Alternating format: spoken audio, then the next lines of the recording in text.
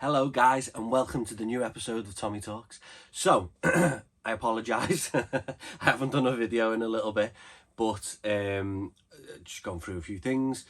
I haven't been well in England, there's kind of something going around, and I wasn't well for a little bit and stuff like that, so do apologise.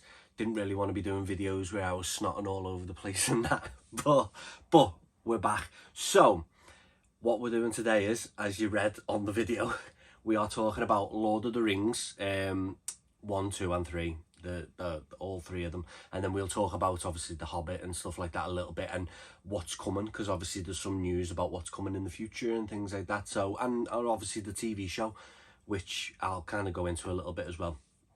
But as I've been doing on the other videos and stuff, clearly because I'm a massive nerd and collector, I have got all three on the Blu-rays. So we've got Fellowship of the Ring right there, we got the Two Towers right there, and we got Return of the King. Do you know what, I really like these. So I think the Fellowship of the Ring, this is the extended edition. I'm not sure about the other two, if these are the extended editions, to be honest. It doesn't actually say on them. But funny story, not that long ago, there was actually, it was the Odeon, the Odeon.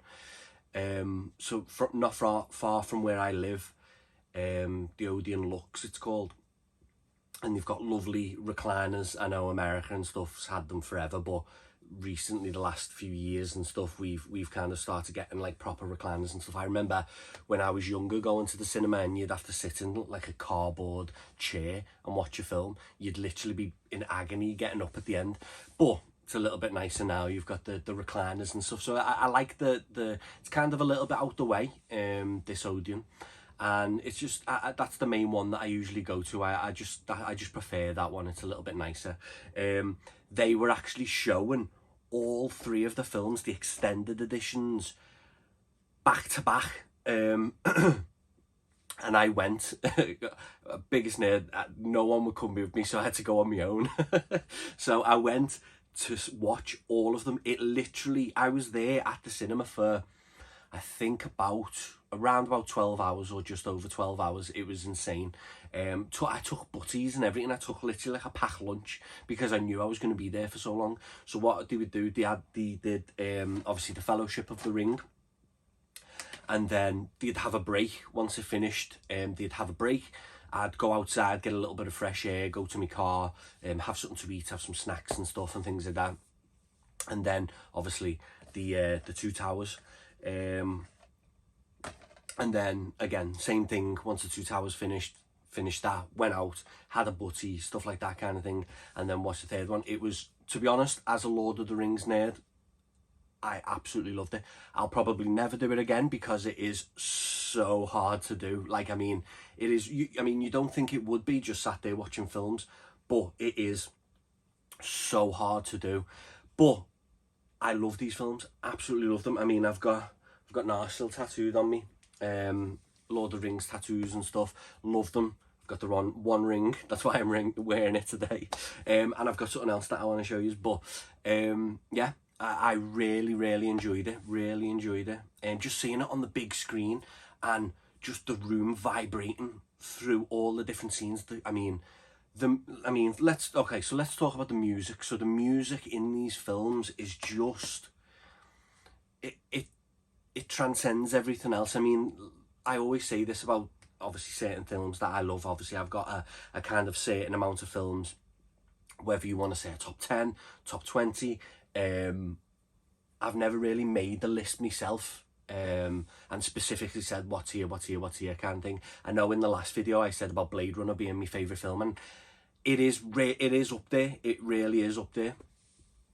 It's very much at the top of the Lord of the Rings, and seeing as there's three of them, like I said, as well as the Hobbit films and things like that, but the three Lord of the Rings films, that trumps a lot, because I've grown up watching these films, the Lord of the Rings films, from when I was little.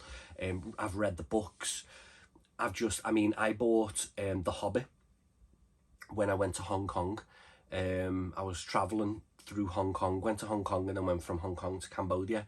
And when I was in Hong Kong airport, and The Hobbit was there, and I had it was when I was leaving Hong Kong, so I had a few extra Hong Kong dollars to spend, and the Hobbit was there. Great book. And I purchased it, and it's not that thick, to be honest. But it's got all of the 3 films in that book. Now, the Lord of the Rings book, I've got that, and that is, and I mean beefy. So obviously that shows the kind of the amount that's in the Lord of the Rings compared to the Hobbit kind of thing. So I think during the filming of the Hobbit, I think they have kind of extended things and stretched things out a little bit to make 3 films. But Lord of the Rings, like I said, they've had to make extended editions and everything just to fit everything that they could possibly in the book. And then they couldn't even fit everything. There's things in the Lord of the Rings book that aren't in the film. But anyway, yeah, the music is just absolutely incredible. I mean, it really transcends other films. Like, for me, I love music, and for me, there's nothing better than an absolutely amazing score for a film. And I'm not saying music obviously with singing or anything like that, but just melodies and things like that. But I mean, I've got a tattoo on my back of Ed Sheeran's song from The Hobbit, Desolation of Smog, and I absolutely love that song, and I mean, like, obsessed with it. My mum loves it. My mum is obsessed with that song as well. And I've actually got that tattooed on my back. Some lyrics for my brothers, so I've got quite a few brothers. The tattoo I've got on my back is, "Keep careful watch of my brothers' souls. If we're to burn, then we should all burn together." So I just think that's amazing, and it's like a little thing for me brothers kind of thing. And obviously that film's amazing, that song's amazing. But yeah, like, I've never, every little bit through the Lord of the Rings films, every single song, it's meaningful to that scene, whether it's a battle that's about to happen, a battle that's happening, the aftermath of a battle, like I said, a quiet moment where they're sat at a fire talking. Like, the music is just perfectly balanced, absolutely incredible. The acting, Lord of the Rings, incredible. Now, the characters, I mean, there's so many characters that we can talk about, but I mean, obviously Aragorn, Strider, just incredible. I do cosplay, and I would love to cosplay Aragorn at some point. But yeah, love them. Frodo and Sam, love their relationship, absolutely love their relationship. Like, Frodo annoys me sometimes in the film, just the way he is, the way he's thinking. Obviously, I can understand the weight of carrying the ring himself. No one else can understand that if they haven't carried the ring, so I understand that. But some parts of the film, I just want to grab him and shake him and just like. So this is, I know it's probably kind of a bit of a divisive opinion, but I love Sam more.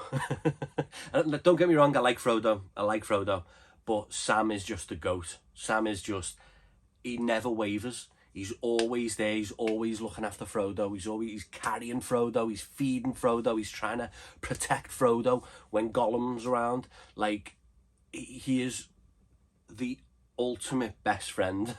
I love him. Legolas, I mean, come on. Gimli, come on. I mean, their relationship, Gimli's relationship, Legolas's relationship, like when they're counting during fighting, where like the little quick little quips that they give to each other, taking the mick of each other. I just love it. Like, there's so much heart in this film. Like, there's so many serious moments, there's so many little fun moments, loving moments, like meaningful moments, about friendship, about love. It's just about fear. I just think it's absolutely incredible. But sorry, so we'll get to what I was hiding. So obviously the ring, but what I've got is a replica of Sting. Now, funnily enough, talking about Frodo and Sam, my best friend I've known since I was 7 years old. We met in year 3 in school. He bought me this. He's bought me a lot of things over the years. I mean, like, incredible stuff as well. But this is just, it's actual metal. To be honest as well, you could probably, it's a little bit sharp, but you still have to be careful with it. It'll give you a paper cut if you ran your hand along it. But I just love if you can see the detail. It's got the engraving on the sword, and just the shape of it. Obviously, this is kind of like I think this is like a human size thing. I don't think that a hobbit would be carrying this round. This would be a lot smaller for actual Frodo, like a 1-to-1. I think this is actually bigger than a 1-to-1 because it's bigger than the actual original Sting. So it's made for me. I mean, look, like, I can put both my hands on it. So I don't think Frodo would be carrying this round. He'd be weighed down by it. He'd be on the floor trying to drag it. But, and the sheath's lovely. I have had to, I mean, I've had this for a long time. I did have to glue the metal pieces back on just because the adhesive whatever had been used for them it kind of started to kind of deteriorate and it fell off, so I fixed them back on, which was easy enough of a job to do. But it's also got a little hoop so you could put it actually on a belt or something, so if you were cosplaying or something. I don't think they would allow you to go to a Comic-Con with that, but it's just an amazing little collectible I've got. I have it up hanging up on the wall. Absolutely amazing piece. But yeah, the Lord of the Rings, I mean, obviously if I had to pick out of all of them, obviously I'd pick the 3 Lord of the Rings films. The Hobbit films, I've got all the Blu-rays there as well, and I like them. I really enjoyed them. Obviously, I mean, Legolas is in it, Gandalf's in it.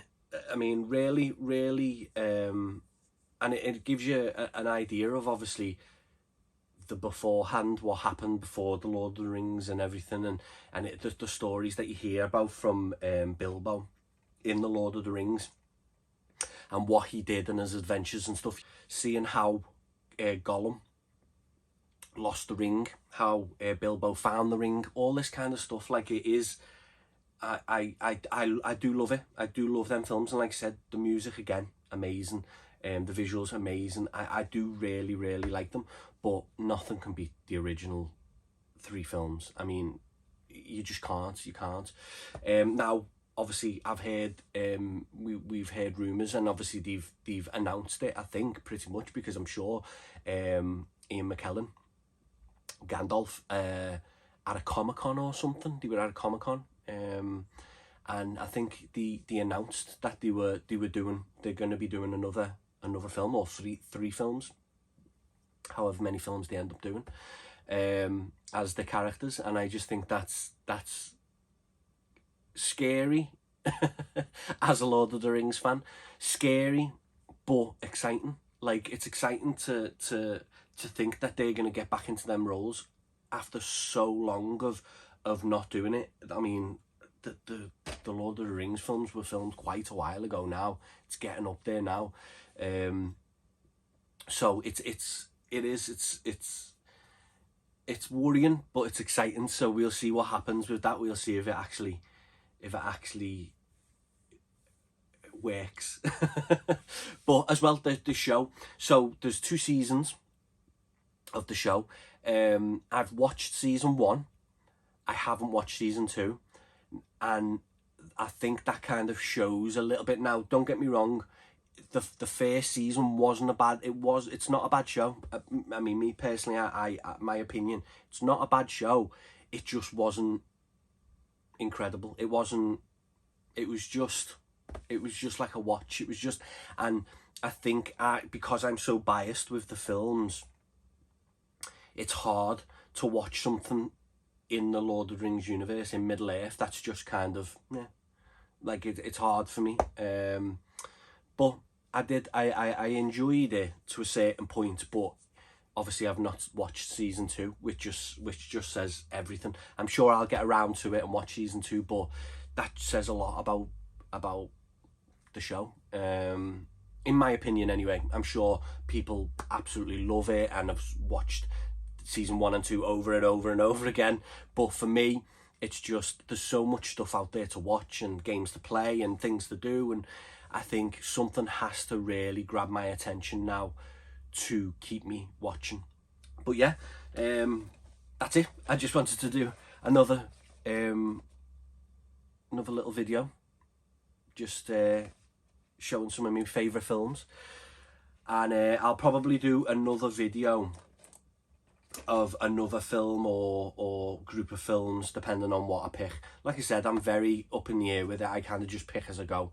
There's no planning to it, there's no thinking into it. It's just, this is just a little hobby thing, it's just something fun to do. But yeah, the Lord of the Rings films. If you've not seen any of the Lord of the Rings films, where have you been hiding? What rock have you been under? Clearly not a rock in Middle Earth, because Lord of the Rings is, it will change everything you think about films. You'll watch these 3 films, watch all 3 films, it will instantly jump above 95% of all films you've ever watched. It'll jump above them. Now, obviously, there's preferences to different films and things like that, but I'm telling you, I don't care if you're a nerd, if you're male, female, it doesn't matter. Doesn't matter. You watch these films, it will grab you, it will immerse you in that world, in that universe of Lord of the Rings, in Middle Earth. It will immerse you in it, and you'll never be the same. So yeah, go and watch it. But thank you very much for watching, and as always, I'll see you in the next one.